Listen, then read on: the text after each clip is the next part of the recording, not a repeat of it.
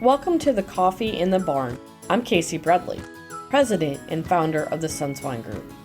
If you are thinking about entering, changing, advancing, or reinventing your career in the animal science industry, we are here to help you succeed.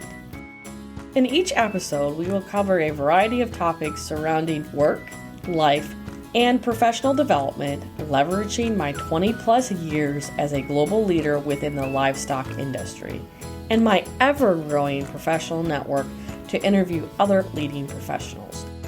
We couldn't do this without our sponsors, NutriQuest, IFF, and Continental Search. Reach out to us on our social media platforms or visit thesunswinegroup.com and subscribe now not to miss another episode.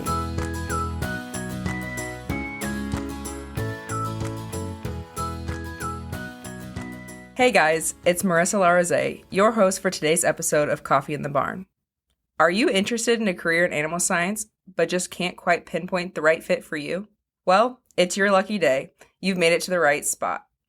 In this episode of Coffee in the Barn, we are excited to have Dan Simmons, a successful recruiter and keynote speaker, sharing his expertise on all things careers in the animal science industry.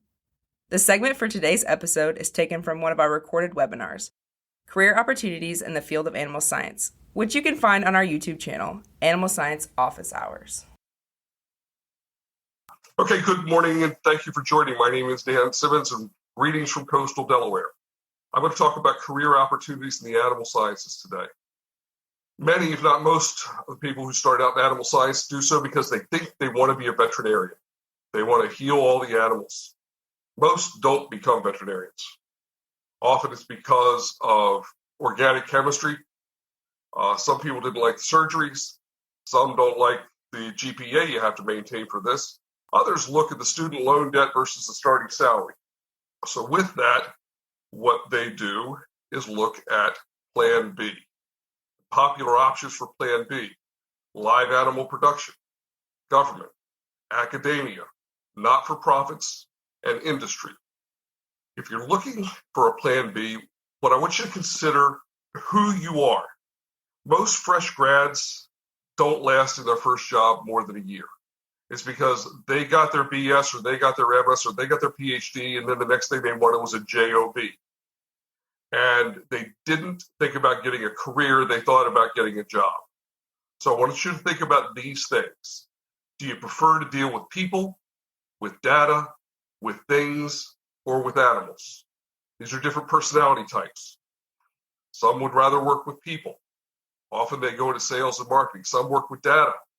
That would be people that work with research, R&D, things. A lot of them go into manufacturing. Animals, thank God we have those people because that's where our food comes from. Look at how much you're willing to travel overnight. If you want to be home and have supper at your table every night, that's going to limit the type of work you can do. If you'd really like to be on the road, there are options for that. So we're going to look at how that's going to impact the quality of life you have, the lifestyle you have. And I want you to look at whether or not you should be in a barn, in a manufacturing or processing plant, whether you should be in an office or a lab, whether like Casey and I, you're working from a home office, whether you're in a classroom or you're writing grants, or whether you're behind a windshield and then in a conference room. I want you to think about where you want to be, how much you want to travel, what you want to deal with, and the organization you want to be with. Do you structured or versus creative? Do you want a fast-paced environment or something that's slow and steady?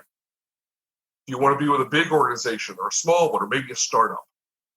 Do you want to work for a for-profit company? Or do you want to work for something that isn't focused on profit? Another thing you have to consider is you have to live where the animals are. The saddest story I had was the PhD from North Carolina who just got her degree in dairy nutrition. She was going to be a dairy nutritionist. I said, great. Where do you want to go? And she said, well, I have to stay here in North Carolina. And I said, there aren't enough cows. She didn't think it all the way through. I don't know what she's doing, but she couldn't get the job she wanted that day because she didn't have the ability to be where the animals are. Not far from, I live on the Delaware coast, not far from here is a cow camp operation, a couple of them. But there aren't enough beef cattle for somebody to make a living supporting the beef cattle industry in Delaware. So you have to live where the animals are. And your choice is going to impact your loved ones. Whether you're going to be home every night or whether you're going to travel. How you handle stress. The proximity to family, how important is that? Some people want to be in the town they grew up in, live on the family farm. That's great. I swore up and down I wouldn't live in the county that I grew up in, and for the last 40-some years, I haven't. Depends upon how you want to be close to home or close to family. You want to look at whether advancement comes with relocation. If you're going to climb the ladder and that's important to you, you have to choose a company or choose a career where you can do that in one location if you don't want to move. Oftentimes you'll have two professionals and they don't necessarily have congruent career paths. You have to look at who's going to follow whose career. Sometimes that's done by paycheck.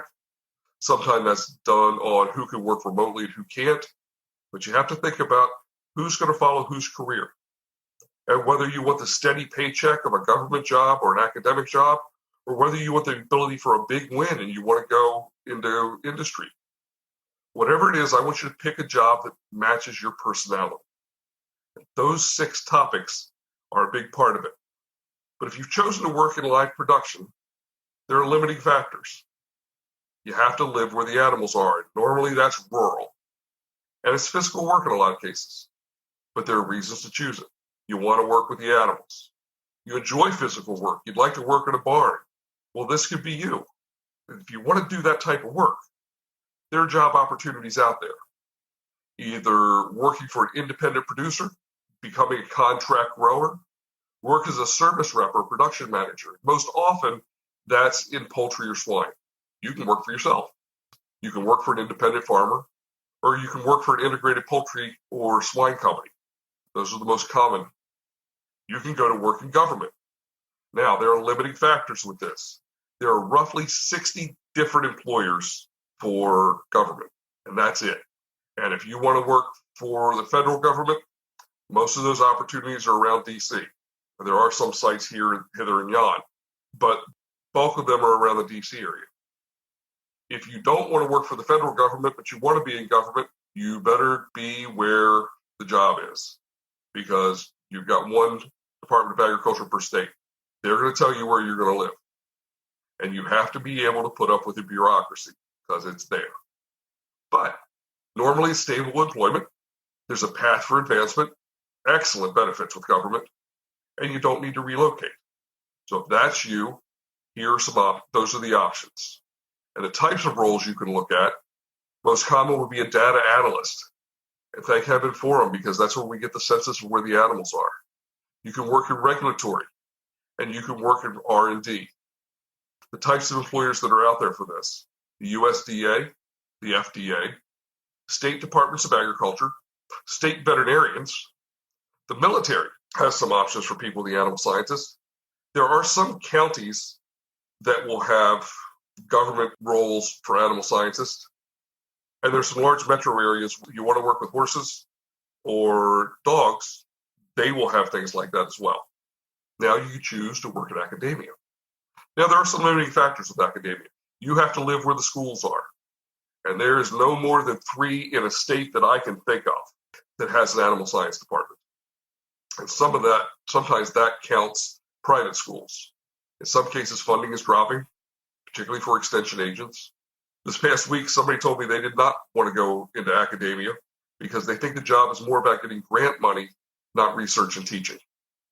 That's not my point of view, but that came from an educated educator.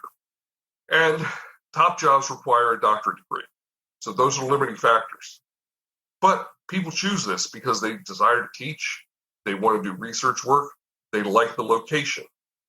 So if those things work for you, and these are the types of jobs you want to be in basic or applied research and development. You want to work in extension, which can be a very gratifying career. You want to be a professor. You've got 2 types of options. You've got your state land grant universities. And if you don't like what's going on with the one that employs you, you have to relocate to go to the next one. There are some private universities that have animal science program. Wilmington University in Ohio comes to mind. Delaware Valley College in Pennsylvania comes to mind. Berry College, I believe is Georgia, comes to mind. But these are few and far between. And if I can put them on my fingers, there's not many of them. So your choices are most commonly the state land grant universities.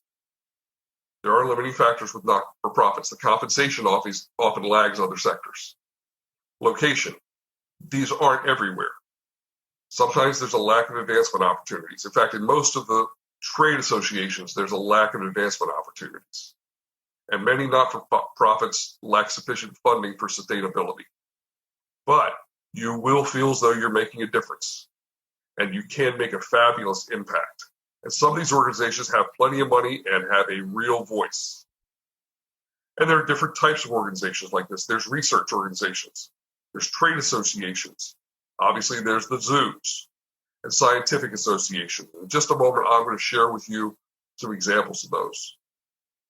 The opportunities you can have there would be a farm manager, a researcher, member communications, communication and marketing, member recruitment, government relations, and animal caretakers.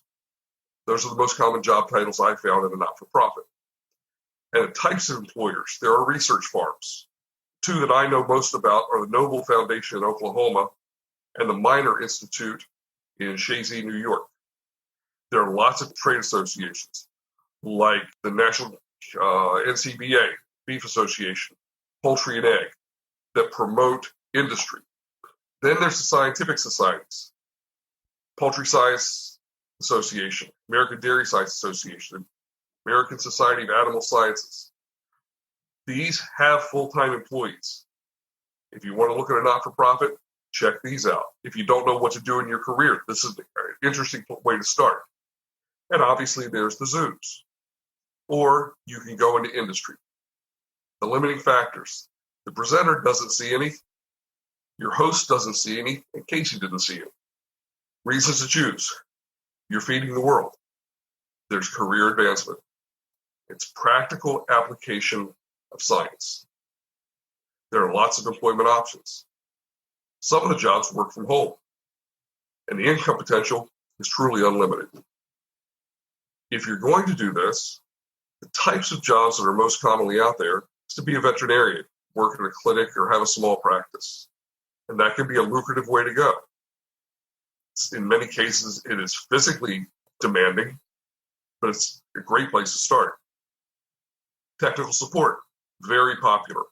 I don't want to sell the product, I want to explain the science behind the product. Or I don't want to have to be responsible for the relationship with the producer, but I want to help the producer. Then there's product development, basic R&D. I want to create the right animal health product to solve this problem with pigs. That is why I was put on earth. Well, this is the type of job for you, that product development. Then there's those who feed the animals, write the diets, animal nutritionists and the formulators. If you're looking at those roles, most often are going to have a doctorate degree. The formulators will have a bachelor's or a master's degree. If you're looking at formulation, I would look at a master's degree. And this is someone who likes to be in one place all the time, likes a steady paycheck, likes to understand what's going on, has a variety of things to do during the day. But at 5 o'clock is done, and they have applied their science and their knowledge to help with the diets, or to help make certain that the quality of the product going out is right. Then there's sales. Sales. No, sales is solving problems for people. That's all it is. It's a great way to go. There's an unlimited income potential. I know salespeople out there earning $400,000 plus a year, and they feel great about solving problems for their customers. There's manufacturing operations. Whether you're working in a feed mill, whether you're working in animal processing, there are a lot of manufacturing operations for animal scientists, particularly if you're looking at food safety. Food safety is one of the fastest growing niches in animal sciences right now. In fact, we're starting to devote resources to developing that client base, where 10 years ago, we wouldn't even think about it. So if you're looking at manufacturing operations, one of the fastest growing areas, food safety and quality assurance. There's also marketing and product promotion. The types of employers you're going to work with: food production companies, the Tysons, the Pilgrims, the Mount Air Farms, the feed companies, Land O'Lakes, Kent, Hubbard, Alltech, the nutrition products companies, Biomin, Adiseo, Nutrifirma, Kemin, these types of companies. The genetics companies, whether it's AI, the AI companies in dairy and beef, or you work for those in the poultry or the swine industry, there are opportunities there as well. A big part of this now is animal health and pharma. Now, animal health is the piece of it that is non-pharmaceutical, and that is a big area of growth right now. The prebiotics, the eubiotics, the probiotics, that is a big area of growth because we're not vaccinating animals like we were. So there's lots of opportunities there. So if you're looking for a career and a career growth, this is an area you can look at. And there's also genetics. These are the types of companies that will employ you in industry. These are the types of roles most commonly found for people that have a graduate degree in the animal sciences. Now, earlier today, Casey talked about the need to network and the idea that you should communicate with people, get their ideas, build relationships. And at this point, I would normally be plugging the idea of attending conferences and trade shows. So I'm recommending more than ever that you do this through social media. And if you want to explode your LinkedIn network, if we have not connected yet, you can explode your network by linking to me. I have 10,000 first-level connections, most of them in the animal sciences. So feel free to link to me. I accept all invitations of people in the animal sciences. If you're not in North America, please send me a note that you attended Coffee and Careers, and I'd be happy to accept your invitation. We host a group called the Animal Science Monitor that connects 4,500 people.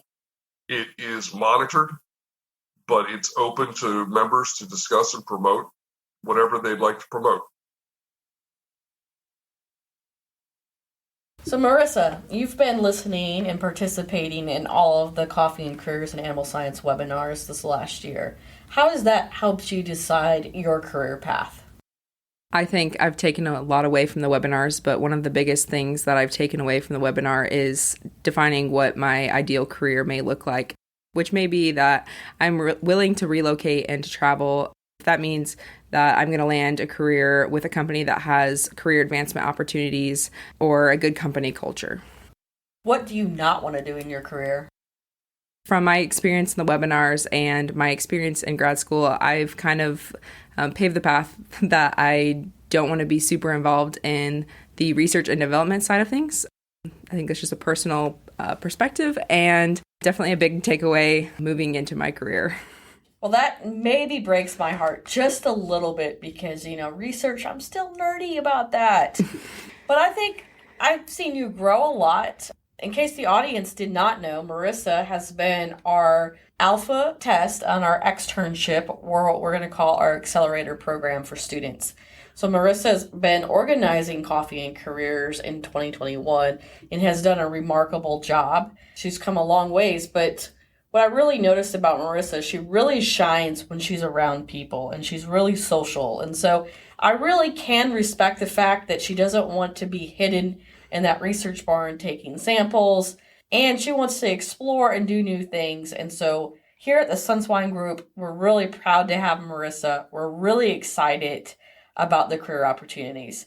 My key takeaway from Dan's talk that was represented in this episode was the fact that I wish I would have had somebody go through that with me when I was younger, and I would have made decisions differently. For instance, when I finished my PhD, we tried to move back home. So we chose a job that was in the right location for our families, but probably wasn't maybe the best career option for me at the time. But what I can also say that is your life changes as you get older. You may be considering a career move 20 years from now, and you need to ask yourself, do I want to travel? Can I travel? A lot's changed in my career, and those decisions and those job choices I've made in my career have changed because of family needs, professional needs. Income's always nice. So I made those decisions. I've had the opportunity to travel the world, meet people all over the world. But at the time, that travel takes a toll. When you really think about that, you just can't imagine what it's like because you're just pushing through school, trying to get done. But even in your career, have you sat back, if you're a professional listening to this, and putting down a list of the absolute must-haves in a job and the things that you don't want to have? Marissa obviously doesn't want to be stuck in a barn, even though she likes coffee in the barn. She doesn't want to be there. She wants to be around people. So I think that's kind of really important. The other promising statement that she made is that she's willing to travel today. But I venture to guess if I asked Marissa in 10 years from now, I wonder if that answer would be the same thing. So keep that in mind as you navigate your career. Will that career change or be flexible enough? And Marissa made a great point, career advancement. So she's already looking at companies where she can grow professionally versus having to jump jobs. But that also gives her that flexibility to say, hey, I may take a sales role today and be willing to travel 60 to 80% of the time. But 5 to 10 years from now, that hopefully that company has something else from her if that need changes in her life. So kind of think about that. And she made that point about culture in that, right? In that decision of what career I want. I like a mix. I like to be on the farm with the animals. I like to interact with people. I like to discuss science. I like to follow the data. I do like to travel a little bit because that king-size bed some nights by myself without 2 dogs, a husband, and a son is enjoyable sometimes, not always. But there's a lot of things to take away from this episode, and I really hope these points really help you drive home that you really want in life. And Dan has said it best. Don't think about getting a job. Think about getting a career. And there may be parts of your job that you don't like to do in the beginning, but it's for the long haul. It's part of that career. You may have to put in the time and the investment and do some things that you may not like to get to where you are. Because I can remember Dr. Gary Dial, when I worked for New Fashion Pork in between my bachelor's and my master's degree, he put me on a power washer and processing pigs for a month. Crickets, nothing. And he, when I said, is there something else I could be doing? Is there something more I could do? And he said, we just put you through that to test you. We knew that there's more potential in you, but you have to start somewhere. You have to realize that every job's important.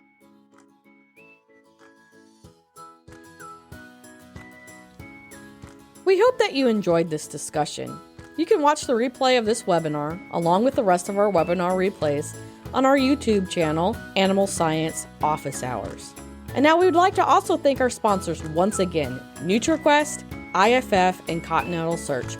We are gracious that you support us in this journey. Before we go, are you finding it difficult to create your own version of success? Do you even know what success looks like for you? Well, if you don't, I suggest that you reach out to the Sunswine Group by visiting our website and booking your free next steps. We'll discuss your career and how the Sunswine Group can help you navigate that. Because our model is simple. We make pigs and dreams fly. Our mission is to share knowledge, to mentor future leaders, and transform innovation while creating a neural network of expertise to help any person, including you, any animal, or any company succeed. Thank you for listening, and don't forget to check out our socials. Find us on Facebook and LinkedIn at Coffee and Careers in Animal Science, or Instagram at coffee.and.careers. And remember, life is short. Drink your coffee in the barn.